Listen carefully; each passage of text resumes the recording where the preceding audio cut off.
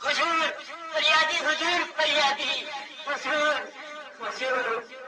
আজ আপনি প্রথম সিংহাসনে বসেছেন, তাই আশা করি আপনি আমার একটি ফরিয়াদ শুনবেন।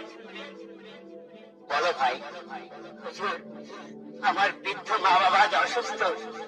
ঘরে বিধবা বোন, সঙ্গে দুটি দুধের সন্তান। রাজ ভান্ডার থেকে যে ভাতা আমি পাই, তা দিয়ে না পারি আমার অসুস্থ মা বাবার চিকিৎসা করাতে, না পারি আমার বোনের দুধের শিশুদের মুখে দুধ দিতে। রাজ সিপাহীরা কত ভাতা পায়? 50 দিনার। 50 দিনার! 50 দিনের একটা পরিবার কিভাবে চলতে পারে, সে কথা আপনারা কখনো ভেবে দেখেছেন? আপনার পিতার যুগের নিয়ম অনুযায়ী সিপাহীদের এই ভাতা দিয়ে আসছে। আমার পিতার যুগ ছিল আজ থেকে 20 বছর পূর্বে, আর আজ 20 বছর পর সে তুলনায় প্রজাদের সংখ্যা 10 গুণ বৃদ্ধি পেয়েছে। সবকিছু তাগিদ পেয়েছে, পারেনি শুধু রাজ সিপাহীদের ভাতা।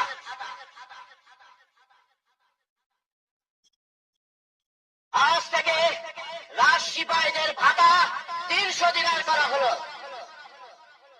হুজুর, সবাইকে যদি 300 দিনার করে দেওয়া হয়, তাহলে খুব শীঘ্রই যে রাজভান্ডার শূন্য হয়ে যাবে। আপনি কত ভাতা পান? মাত্র 3000 দিন। ওজিরে আজম 4000 দিনার। আর উচ্চ পদস্থ রাজ কর্মচারীরা 2000 করে। তাহলে আজ থেকে আপনাদের ভাতা কমিয়ে 500 দিনার করা হলো।